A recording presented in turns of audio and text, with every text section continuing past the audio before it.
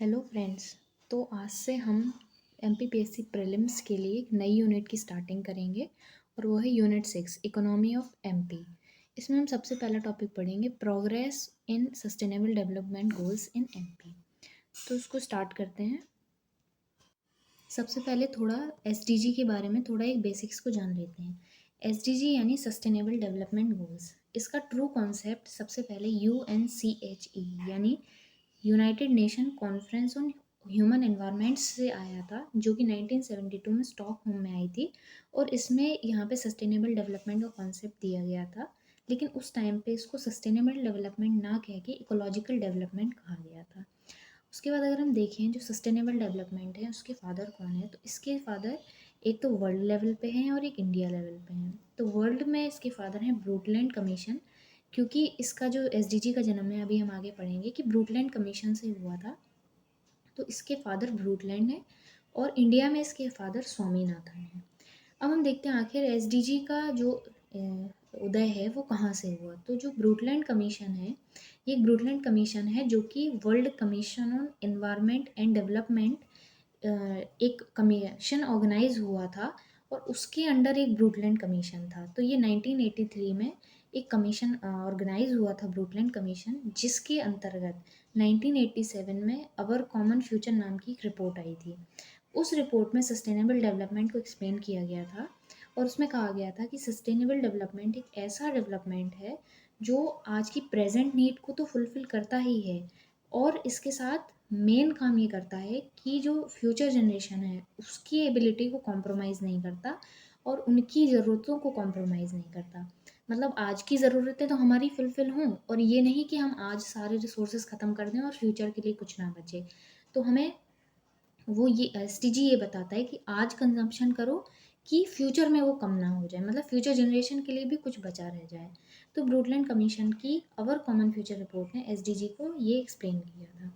अगर हम देखें एसडीजी आने से पहले, एसडीजी आने से पहले मिलेनियम डेवलपमेंट गोल्स चलते थे जिसको एमडीजी कहा गया है, और ये 2000 से लेके 2015 तक चलते थे।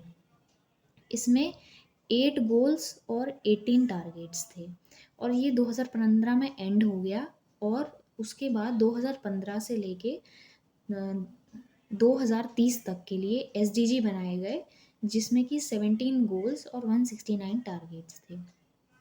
एसडीजी को 2015 में 17th meeting of UN general assembly में एक्सेप्ट किया गया था। और इसकी जो इनिशिएशन है, अगर हम देखें कि एसडीजी को इनिशिएट कहाँ पे किया गया था, तो 2012 में यूएन का एक कमीशन हुआ था, उसमें इसको रियो डी जेनेरियो में हुआ था, यूएन का एक ऑर्गेनाइजेशन। तो उसमें इसको इनिशिएट किया गया था और फिर फाइनली 2015 में 17th मीटिंग में यूएन जनरल असेंबली की इसको एक्सेप्ट कर लिया गया था। और इसमें 17 टारगेट्स गोल्स थे और 169 टारगेट्स थे। ठीक है, तो इसको ये 2030 तक चलना है। अब हम देखें कि एसडीजी जो है इसमें इसमें यूएनडीपी का क्या रोल है। यूएनडीपी यानी यूनाइटेड नेशन डेवलपमेंट प्रोग्राम का रोल क्या है। United nation development programme main organisation है इसकी वर्किंग का, मतलब पूरा जो भी सुपरविजन होगा वो यूएनडीपी के अंडर होगा। जो एसडीजी है 1 जनवरी 2016 से इफेक्ट में आ गया था और तब से लेके 2030 तक 15 साल के लिए पूरे सुपरविजन और प्रोटेक्शन की जिम्मेदारी यूएनडीपी की है। यूएनडीपी 170 कंट्रीज़ में, देश की 170 कंट्रीज़ में एसडीजी के गोल्स को मॉनिटर करेगा और प्रोटेक्ट करेगा और इनकी डायरेक्शन में काम हो। और मेन यूएनडीपी का अगर हम देखें तो इसका 5 जो गोल हैं उसमें ज़्यादा ध्यान है। इसको याद करने के लिए एक बिल्कुल सीक्वेंस है। सबसे पहले क्लाइमेट चेंज, यानी जो यूएनडीपी है सबसे पहले क्लाइमेट चेंज पे काम करेगा, फिर डिज़ास्टर एडेप्टेशन पे, उसके बाद पॉवर्टी इरेडिकेशन पे, फिर इकोनॉमिक इनइक्वालिटी को रिड्यूस करने में, and then to promote democratic governance. तो आप इसको याद रख सकते हैं कि क्लाइमेट चेंज जब होता है तो उसके कारण डिज़ास्टर आते हैं, डिज़ास्टर आता है तो गरीबी बहुत ज़्यादा आती है, गरीबी आती है तो इकोनॉमिक इनइक्वालिटी आती है, और फिर जब इकोनॉमिक इनइक्वालिटी आती है तो फिर डेमोक्रेटिक गवर्नेंस की मदद से उसको कम किया जाता है। तो ये तो हो गया यूएनडीपी का रोल। अब हमें देखना है SDG इंडेक्स, इंडिया इंडेक्स 2024 जो अभी रिलीज़ हुआ, इसको हमें देखना है। SDG India index NITI Aayog जारी करता है और ये एक टाइप का टूल है to measure and track India's progress towards SDG set by UN। जो भी UN ने गोल्स बनाए हैं उसको ये मेजर और ट्रैक करता है SDG इंडिया इंडेक्स, जो कि नीति आयोग जारी करता है। इसको हम देखते हैं। सबसे पहले 2018 में इंडिया का स्कोर कितना था, 57। फिर ये बढ़ के 60 हुआ 2019 में, फिर 2020 में 66 हुआ, एंड देन 23-24 में ये 71 हुआ। आप इसको याद रख सकते हो कि यहाँ पे आपको +3 करना है, यहाँ पे +6 करना है, एंड यहाँ पे +5 करना है, तो आपके लिए ये ईजी हो जाएगा याद करना। अब हम इसमें देखते हैं कि कुछ डेटा और देखना है इसमें। जैसे सबसे फास्ट ग्रोइंग स्टेट कौन सी रही 2018 से लेके 2023-24 तक, तो इसमें सबसे ज़्यादा फास्ट ग्रोइंग स्टेट रही है यूपी। इसने 24 स्कोर का उछाल किया है। टॉप परफॉर्मर और पुअर परफॉर्मर, इसके लिए आपको एक ट्रिक याद रखनी है, कुट बाजना, यानी top performer Kerala, Uttarakhand, Tamil Nadu, poor performer Bihar, Jharkhand, Nagaland. सबसे ज़्यादा इम्प्रूवमेंट किसने किया है, सबसे ज़्यादा इम्प्रूवमेंट हमने गोल 13 यानी क्लाइमेट फ्रेंडली एक्शन में किया है, और इसमें हम 54 से 67 स्कोर तक पहुंच गए हैं। इंडिकेटर, आखिर ये SDG इंडिया इंडेक्स है, ये कितने इंडिकेटर्स पे काम करता है। जो SDG इंडिया इंडेक्स है ये मेजर और ट्रैक करता है नेशनल प्रोग्रेस को, सारी स्टेट और यूटी की 113 इंडिकेटर्स पे बेस्ड होके।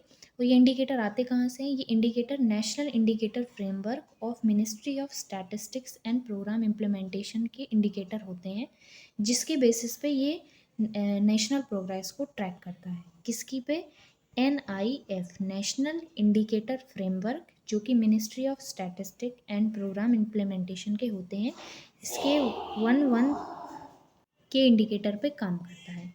इसके बाद हम देखते हैं 4 कैटेगरीज। ये SDG इंडिया इंडेक्स की 4 कैटेगरीज होती हैं, aspirant, performer, front runner and achiever. 0 से 49 अगर किसी भी स्टेट या यूटी का स्कोर आता है तो उसको हम एस्पिरेंट में रखते हैं। 50 से 64 अगर उसका रैंक स्कोर आता है तो उसको परफॉर्मर में रखते हैं।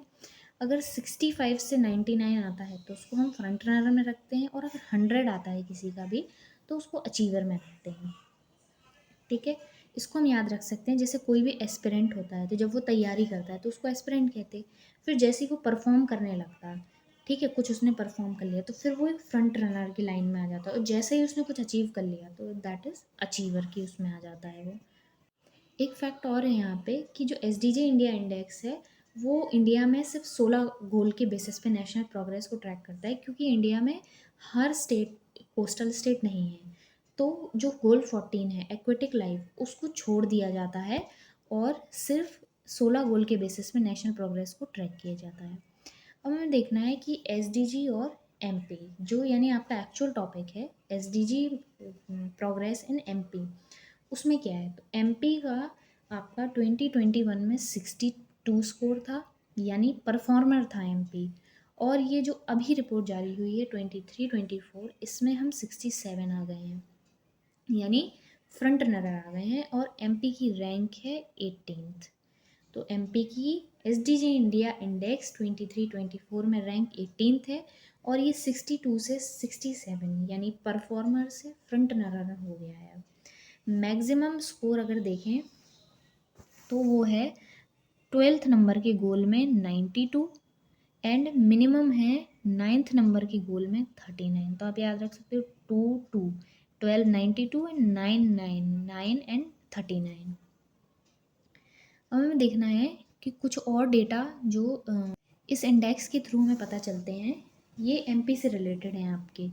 ठीक है, इसमें है सबसे पहले 1.36 करोड़ MDP, यानी MP में 1.36 करोड़ लोगों को मल्टी डायमेंशनल पॉवर्टी से बाहर निकाला जा चुका है। 97.87 NFSA 2013, 97.87% बेनिफिशरीज को कवरेज मिल रहा है MP में नेशनल फूड सिक्योरिटी एक्ट 2013 के अंदर। 98.48% इंस्टीट्यूशनल डिलीवरी हो रही है एमपी में। 93.19% वैक्सीनेशन, 9 से 11 मंथ के जो बच्चे हैं वो 93.19% फुली वैक्सीनेट हो चुके हैं। एमपी का जो सेक्स रेशियो है ड्यूरिंग बर्थ वो 956 तक पहुंच गया है। और 98.40 इंडस्ट्रीज इन्वायरमेंटल नॉर्म्स से कंप्लाइंस कर रही हैं, यानी इन्वायरमेंटल नॉर्म्स के अकॉर्डिंग अपने काम को कर रही हैं। इसके बाद हमें देखना है SDG रिपोर्ट 2024।